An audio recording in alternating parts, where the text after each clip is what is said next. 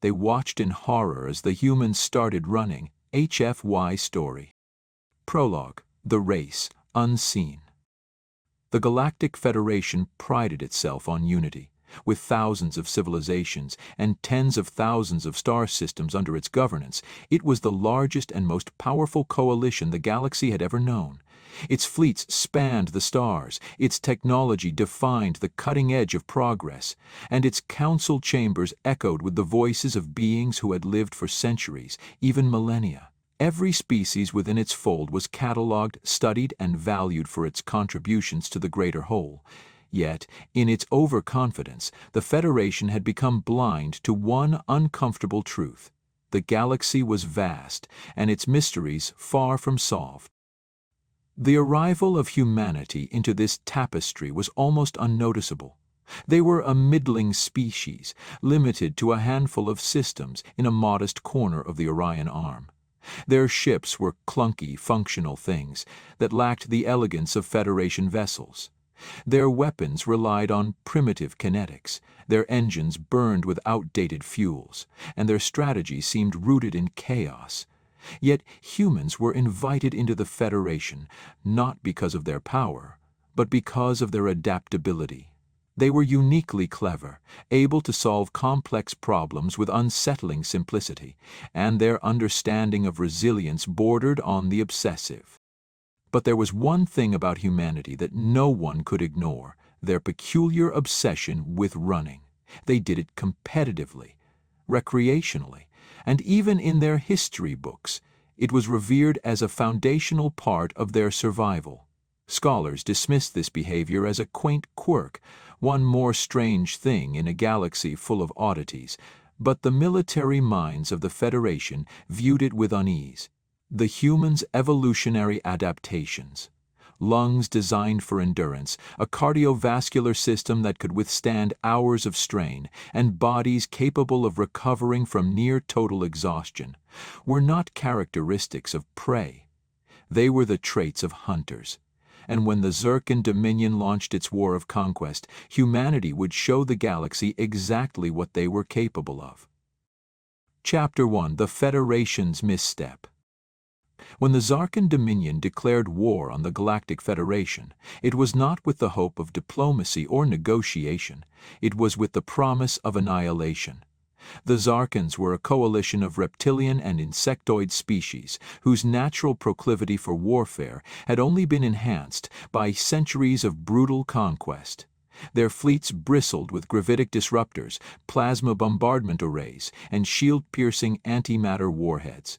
Their warriors, genetically engineered for strength and ferocity, made every ground invasion a guaranteed victory. System by system, the Zarkans expanded their empire, claiming resource-rich planets and eradicating resistance with ruthless efficiency. The Federation was unprepared. Its peace had lasted too long, its fleet stretched too thin. The Council scrambled to organize its member species, but their efforts came too late. Entire sectors fell to the Dominion's relentless advance. The Federation's reliance on advanced but fragile technologies proved to be a fatal flaw. Automated systems were hacked, shield generators overloaded, and energy-based weaponry rendered useless by the Zarkans' sophisticated jamming protocols. Humanity, new to the Federation and regarded with disdain by its more advanced members, was given what was essentially a suicide mission: stall the Zarkan fleet at the barren Calaxis system long enough for the Federation to regroup. Humanity's forces were modest compared to the fleets of more powerful species, and their outdated ballistic weapons seemed laughable against the Dominion's energy shields. Yet, humanity accepted the task without hesitation. As the Resolute Dawn prepared to enter hyperspace, Admiral Erin Taggart addressed her officers. "They think we're outclassed. They don't understand that wars aren't won with superior weapons, they're won with endurance. And nobody outlasts humanity." Chapter 2: The First Encounter. The Zarkan fleet descended on the Calaxis system with terrifying precision. Their destroyers and cruisers formed a wall of firepower, bristling with weapons that could obliterate entire continents. The human detachment, consisting of a few dozen frigates and corvettes, seemed pitiful in comparison. The Dominion's commander, General Kresek, scoffed at the sight of the primitive vessels. "What fools," he hissed, his mandibles clicking in amusement. "Do they really think they can resist us with such relics?" But as the Zarkan fleet moved to engage, the humans did something unexpected. They didn't stand and fight. They ran. The human ships executed a coordinated retreat, jumping to a nearby system before the Zarkan forces could bring their full firepower to bear. Frustrated but confident, Kresek ordered his fleet to pursue. "They're cowards," he spat. "We'll hunt them down like the prey they are." The chase began. At first it seemed like a game to the Zarkans, who relished the opportunity to toy with their weaker opponents. But as the hours turned into days, their irritation grew. Every time the Zarkans thought they had cornered the humans would slip away, retreating to another system just before the trap closed. The Dominion ships, optimized for short bursts of overwhelming power, struggled to maintain their cohesion over such a prolonged pursuit. Supplies began to dwindle, engines overheated from constant hyperspace jumps, and fatigue set in among the crews. Chapter 3: Running the Gauntlet. Humanity's strategy wasn't just about retreat, it was about transformation. Each jump brought the Zarkan fleet deeper into uncharted territory, forcing them to navigate treacherous asteroid fields and nebulae filled with electromagnetic interference. Humanity used these natural obstacles to their advantage, laying traps that targeted the Dominion's weaknesses. Mines disguised as space debris crippled unsuspecting destroyers. Decoy signals lured Zarkan squadrons into ambushes where hidden human ships unleashed devastating railgun volleys before disappearing into the void. Meanwhile, the human fleet remained tireless. Their ships were designed for endurance, with redundancies that allowed them to repair damage on the fly. Their crews rotated shifts with precision, ensuring that no one succumbed to exhaustion. The Zarkan fleet, in contrast, began to falter. Commanders bickered, morale plummeted, and supply shortages led to rationing that further strained the already overworked crews. For humanity, the chase was not a burden, it was a test. Admiral Taggart's orders were clear. Wear them down, bleed them dry, and when they're at their weakest, turn and strike. Chapter 4: The Trap Springs. After weeks of relentless pursuit, the Zarkan fleet followed the humans into a seemingly lifeless system on the galaxy's edge. Its only notable feature was an immense asteroid field that stretched across the system like a maze of stone and ice. Desperate to end the chase, General Kresek ordered his ships to advance. "Drive them into the asteroids," he commanded. "They'll have nowhere to run." But as the Dominion ships entered the field, they realized too late that they had been led into a trap. Hidden among the asteroids were human warships, their weapons primed and waiting. As the Zarkan fleet maneuvered through the narrow corridors, the humans struck with devastating precision. Railgun slugs and torpedoes tore through the Dominion's vulnerable flanks, bypassing their shields and destroying their engines. Mines detonated in chain reactions, sending shockwaves that crippled entire squadrons. The Zarkan fleet, caught off guard and unable to retreat, descended into chaos. Their tightly coordinated formations broke apart as ships collided with asteroids and each other. Human ships darted through the debris, their crews executing daring maneuvers that seemed suicidal but always ended in victory. For every Zarkan ship that managed to return fire, 2 more were destroyed before they could react. Chapter 5: The Turning Point. The battle in the asteroid field marked the beginning of the end for the Zarkan Dominion. Their fleet, once considered unstoppable, was shattered. General Kresek, aboard his flagship, the Scourge of Eternity, watched helplessly as his forces were obliterated.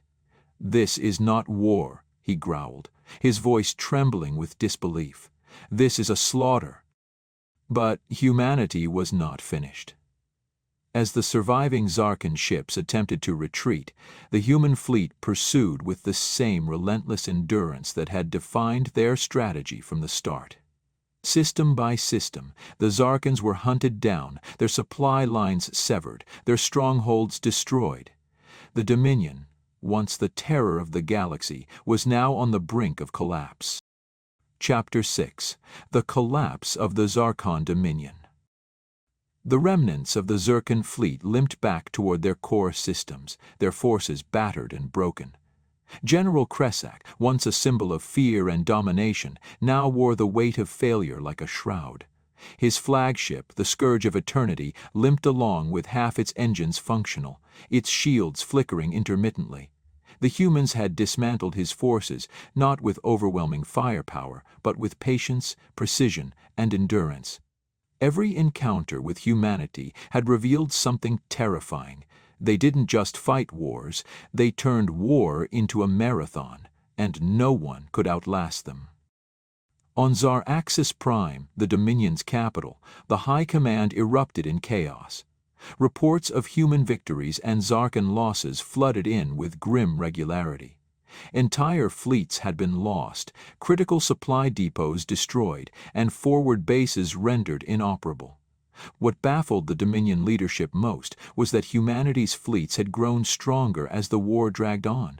Using captured Zarkan technology and reverse engineering their systems, humanity adapted at a pace the Zarkans could not match. "How can a species this primitive dismantle our empire?" one commander demanded during a war council. "They have no honor, no discipline. They run." But those words rang hollow now. Everyone in that chamber knew the truth. Humans didn't run from their enemies, they ran to them, dragging them into a war of attrition they could not survive.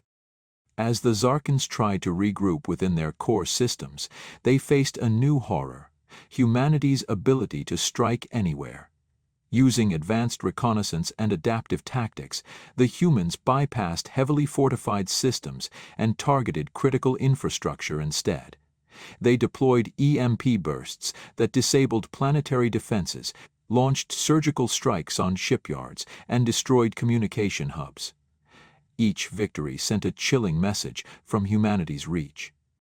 Chapter 7: The Federation's Reckoning. News of humanity's relentless campaign spread rapidly across the Galactic Federation. Species that had once dismissed humans as irrelevant now watched in awe and fear. For centuries, the Federation's member races had relied on advanced technologies and static battle doctrines to secure their dominance. But humanity's adaptability and endurance had revealed the fragility of those systems. The humans had turned their so-called weakness, running, into an art form, using it to outlast and outmaneuver a superior enemy. In the Federation's Grand Council chamber, a heated debate raged. Councillor Vinnar of the Krell species slammed his claws against his podium, his frustration evident. "We underestimated them. Humans are not like us. They endure where we falter. They thrive in chaos. This war has proven that they are more than just Federation members. They are a force unto themselves." Others were less enthusiastic. Councillor Frexis of the Elthari raised a counter-argument. "What happens when their aggression turns toward us? They have shown they can defeat the Zarkans, but what if they decide they no longer need the Federation?" The council was divided. Some advocated for closer alliances with humanity, hoping to harness their ingenuity and resilience. Others argued for containment, fearing that humanity's rise would disrupt the fragile balance of power. Meanwhile, humanity continued its war with the Zarkans, indifferent to the political squabbles of the Federation. Their goal was not conquest, it was victory. Chapter 8: Humanity's Rise.